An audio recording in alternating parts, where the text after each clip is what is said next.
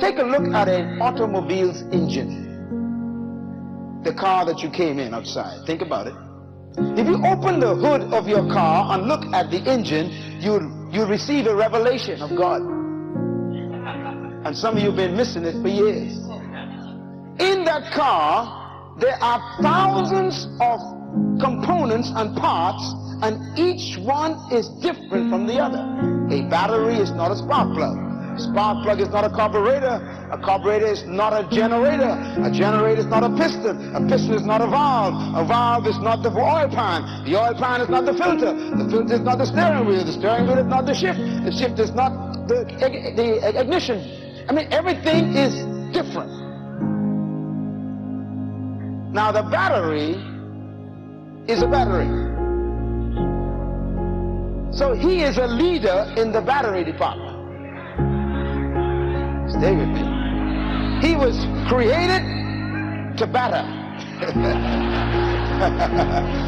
His job is to store power and release it when the terminals demand it. That's the battery's job. So he is the leader in the power department.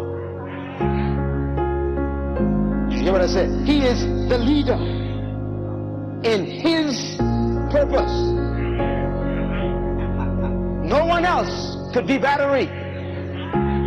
He is the leader in the battery department. You become a leader when you finally discover who you are. If you never discover who you are and what your purpose is, you will never be a leader. You'll always try to follow the other parts in the engine, and you're getting in their way trying to be like them.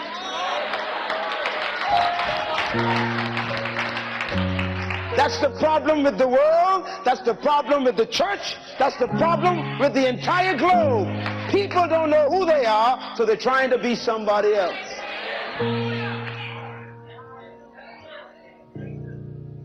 The battery is a battery, and he is a leader in the battery department. Connected to him is a little wire called the terminal wire. There's a red one and a blue one. They also are separate components created by the manufacturer for a specific purpose, and their purpose is not to be a battery. All they exist for is to transfer power. Some of you mightn't be a battery. You ain't got the power. You just a terminal. All you do is transfer and connect people. You are a connector. That's all you are. You just connect people. When you connect people, you leave it. You connect people, you leave it. You connect people, you leave it. Andrew was a terminal wire.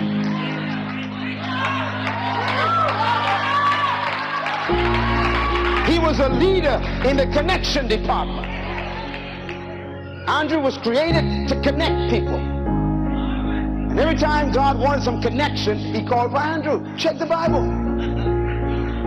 When the Syrophoenician woman came to see Jesus, she went to Andrew and said, I'll connect you. And Andrew said, Jesus, there's a lady outside to see you connected them. Peter was fishing, and Andrew met Jesus. Andrew went to Peter, said, Peter, come, let me connect you. And he introduced Peter to Jesus and left. Didn't get involved in it. And when Peter connected to Jesus, a proposal was born. And there's no book in the Bible called the Gospel according to Andrew. But there'd be no Peter without Andrew. Clap your hands, somebody. He was a leader. Now, every component in the engine is a leader. See, some of y'all don't understand that. You say, well, you know, how can everybody be a leader? If everybody be a leader, who's going to lead who? It shows you that your philosophy has been so corrupted by the world that you believe everybody's supposed to be a tailpipe.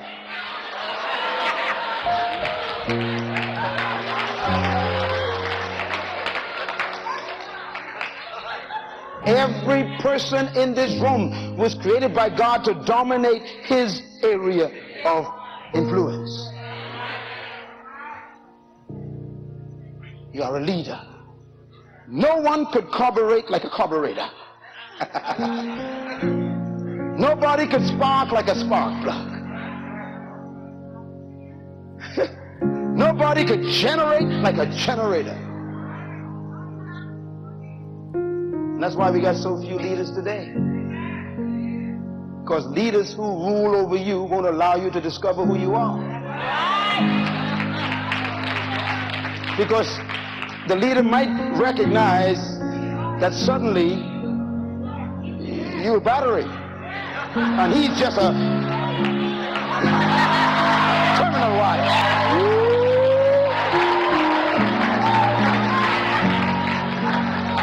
Yeah, that's nothing new. John the Baptist came on the scene and everybody thought he was a battery.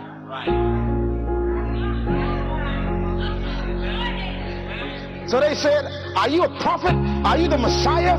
Are you Elijah? They call him all these big names. I like John. He knew who he was not. No, you didn't hear what I said. He knew who he was not. Let's read it. Come on, let's read it. The reason why you haven't discovered your leadership potential yet is because you're trying to be somebody else. And you are wired to be you. Let's take a look. John chapter 1, verse 19. This was John's testimony when the Jews of Jerusalem sent priests and Levites to ask him what? Who he was. That's the big question. Who are you? Tell your neighbor, who are you? That's the problem. Everyone's trying to find out who you are. Now, can I suggest something to you? Write this down. If you don't know who you are, they'll tell you.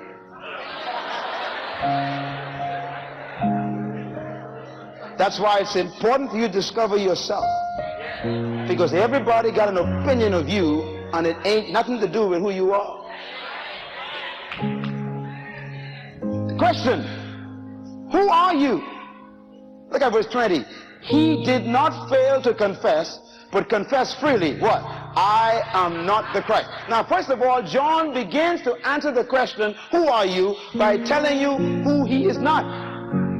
Let me tell you why that's so vital. Some of you ain't sure who you are not.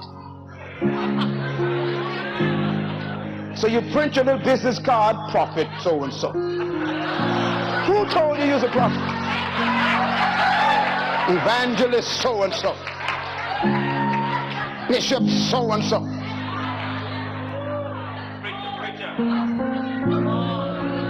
There are a lot of pastors who are illegitimate. God never called them.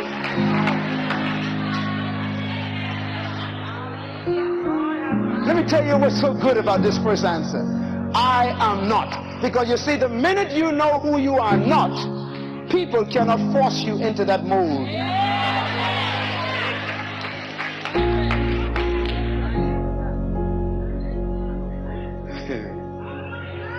Some of you have become exactly what you're not supposed to be.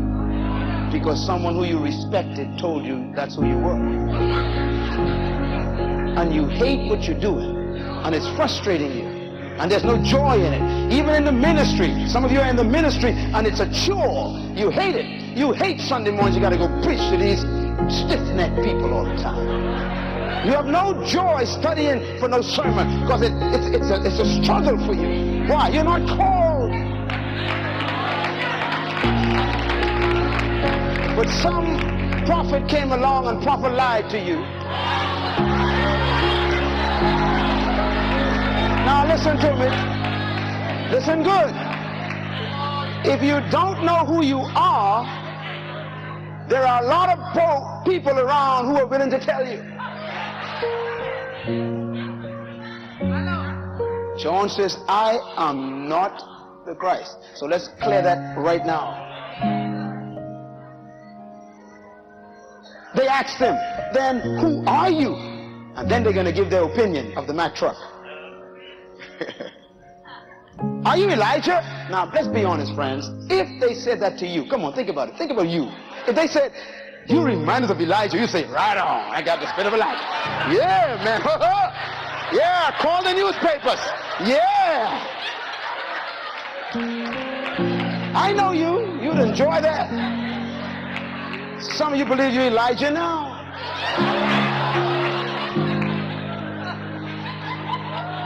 got a couple hundred people following you, and you think you're God's great man of the hour. And you're right, just 1 hour.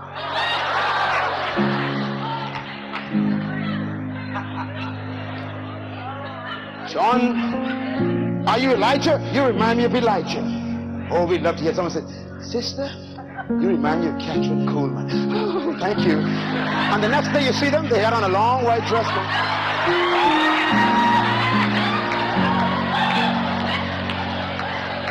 I say, hey brother, you remind me of A.A. Allen. Print these cards. Miracle meetings coming up. The spirit of A.A. Allen is here again. If you don't know who you are, you won't know who you are not.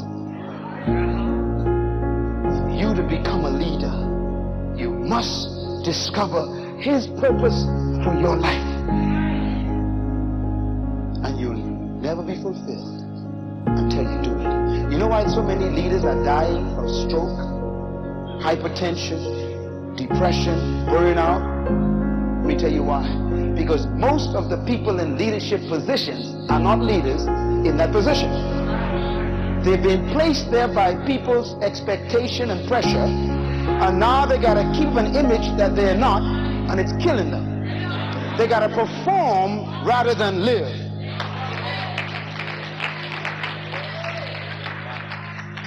So many pastors are performing every Sunday morning, and they're fooling the people, and the people don't want them to change because they love the show.